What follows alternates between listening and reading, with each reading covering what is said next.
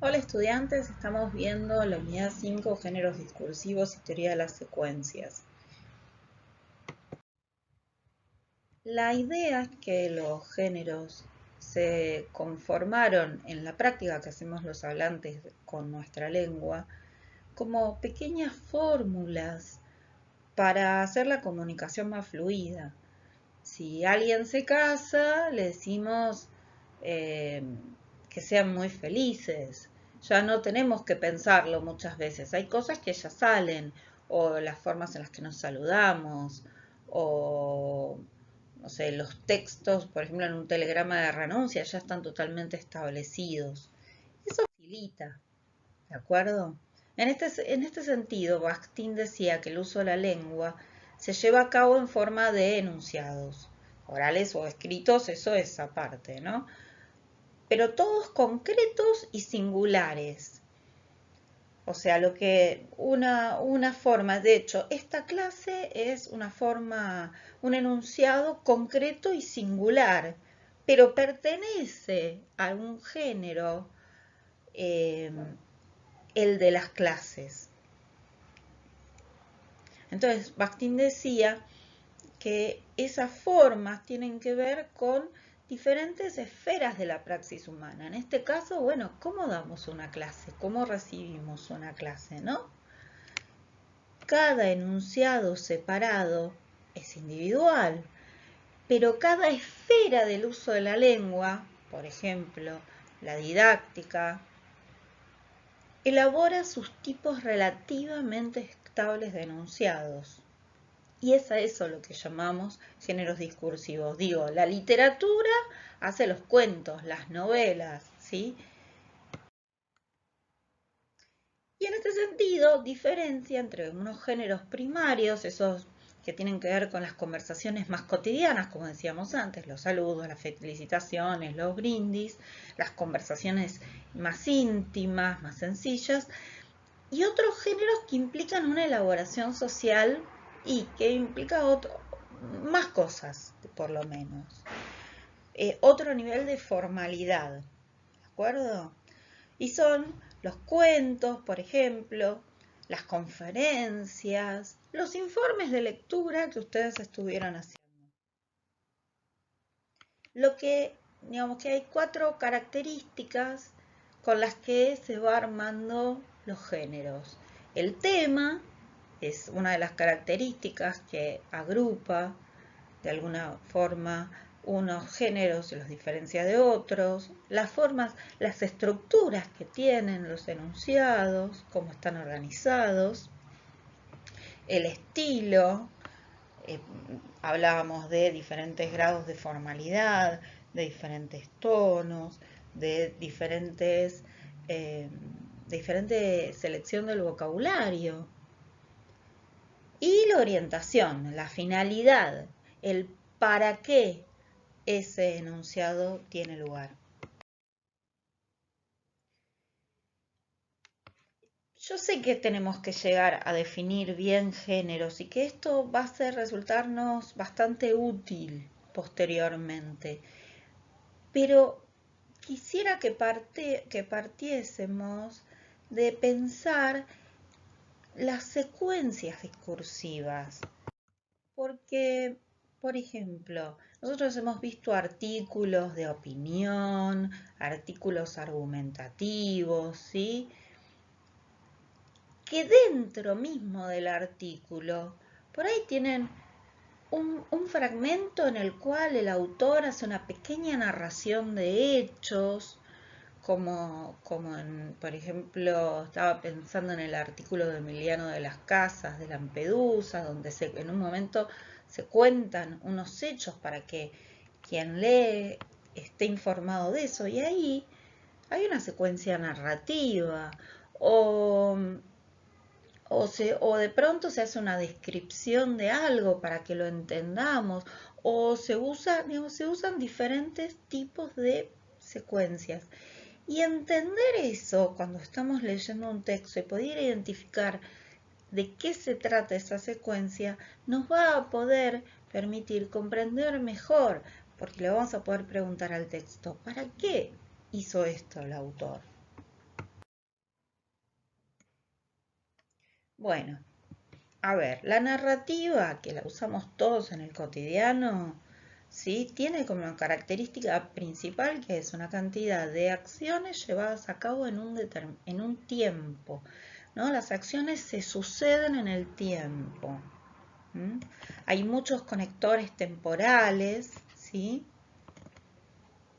Y también pueden presentar relaciones de causa y efecto. Bueno, esto es un ejemplo del texto que habíamos visto al principio de las clases, ¿se acuerdan? De Alejandro Grimson.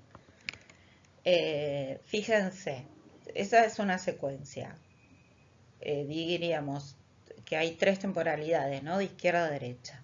Primero, el triunfo de Mauricio Macri generó mucha preocupación entre los universitarios. Por eso los niveles de conducción universitaria sintieron un alivio cuando finalmente asumió la secretaría el ex rector de la Universidad Nacional del Litoral, Albor Cantar. Entonces está contando un primer momento, ¿sí? Y vas a un segundo momento. Sin embargo, la alta inflación desde diciembre hasta la fecha y el ajuste de las tarifas de los servicios provocaron dos problemas.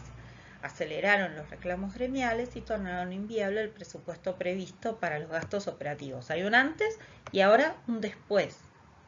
Y finalmente, un tercer momento. A fines de abril, un alto funcionario del Ministerio de Educación les explicó a algunos rectores algunos lineamientos de sus políticas. Ven cómo es una narración de hechos que transcurrieron en el Acá hay otro ejemplo sacado justamente del texto de Emiliano de las Casas, ¿sí? En el año 2017, pescadores tunecinos rescataron a una cuarentena de inmigrantes que habían naufragado en el estrecho de Sicilia. Este es un primer momento. Un segundo momento. Poco después, el Tribunal de Agrigento los condenó por colaborar con la inmigración ilegal. La norma jurídica italiana castiga a quienes eligen solidarizarse con los grupos movilizados ante una situación límite. Tercer momento. La alcaldesa de Lampedusa, Giusy Nicolini, justificó la acción de los barcos que invisibilizaron a los africanos en las aguas mediterráneas. Y un cuarto momento.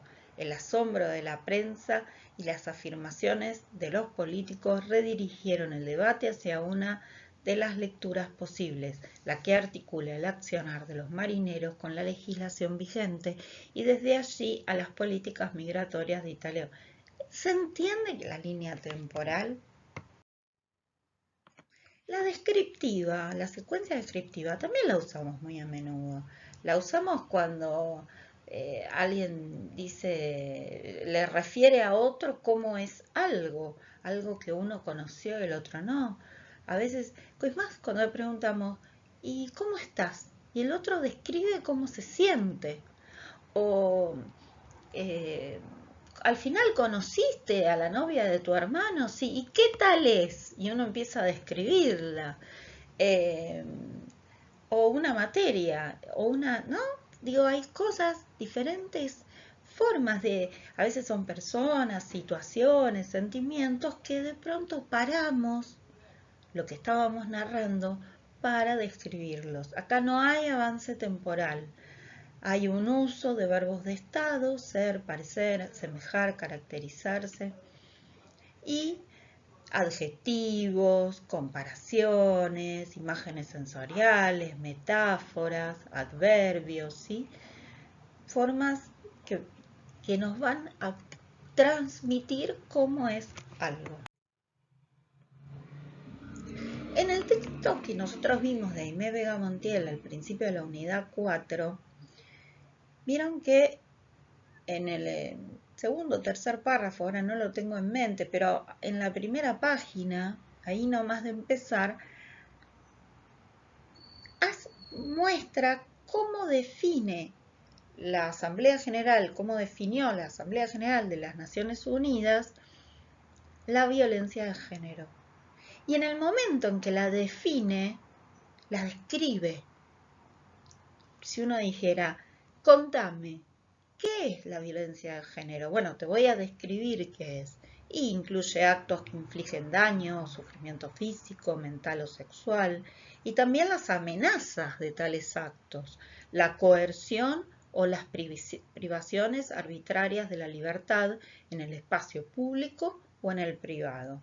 ¿Ven? Estoy describiendo. Al definirlo, estoy describiéndolo. En este caso, aparece la descripción. Y sigue. Es, ahí está el tipo de verbo del que hablábamos antes. Es un tipo de violencia que se produce, Puede agregarse que la violencia de género es estructural porque la organización social es patriarcal. ¿Sí? ¿Queda más o menos claro? Bueno, si no, me avisan. Y el diálogo. El diálogo lo vemos permanentemente en el reportaje, en muchos chistes que son así de diálogo, ¿no? Uno dice una cosa y el otro dice otra y al final hay un remate. Toda transcripción de un diálogo tiene hasta una marca física, que es la del guión, ¿vieron? Y una voz termina un punto y aparte y otro guión hasta el siguiente punto y aparte y así. Así que los diálogos los tenemos como muy vistos. Bueno, acá les transcribí un pedacito de un reportaje que está en el texto Reacciones Feministas, que también está en la unidad 4. ¿Cuál crees que es la razón de este nuevo movimiento en algunos medios del mundo? ¿No? Y la entrevistada responde, lo que está pasando en las redacciones tiene que ver con lo que está pasando en las calles. En España el movimiento Las periodistas paramos fue muy importante, ¿sí? Y después va a retomar el entrevistador. ¿En qué consisten dichas reivindicaciones? Y vuelve a responder la entrevistada. Tienen que ver con la brecha salarial o el techo de cristal, pero también con la necesidad de repensar nuestras coberturas sobre la violencia machista y sexual, bla, bla, bla. ¿De acuerdo? La cátedra, esto no lo dice Adam, no lo dice el lingüista francés, esto lo agrega la cátedra porque de hecho hay un tipo de texto que es el que da instrucciones, que es totalmente habitual, lo encontramos justamente en las instrucciones para usar productos, cuando leemos incluso la forma de usar un remedio, las recetas de cocina. Estamos plagados de instrucciones. Inclusive, cuando les ponemos las indicaciones para completar un parcial, les damos instrucciones. ¿Mm? Ahí también hay un ordenamiento de acciones y procedimientos, pero lo distintivo es la finalidad. Lo que se busca es que quien lo lee ejecute una tarea. Bueno, y les puse de algunas típicas, ¿no?, consignas de examen. Bueno, espero que haya servido para entender. Lo que luego vamos nosotros a trabajar en nuestros informes de lectura, nosotros vamos a necesitar distinguir, vieron que veníamos trabajando con identificar los argumentos. Y los argumentos muchas veces tienen estas formas distintivas. Y nos va a guiar para entender la finalidad, incluso para entender de qué género estamos hablando, de qué tipo de texto, ante qué tipo de texto estamos. Pero si hay una narración, esto me tiene que llamar la atención. Si hay una definición, lo mismo. Bueno, los saludo por ahora y la seguimos en el aula.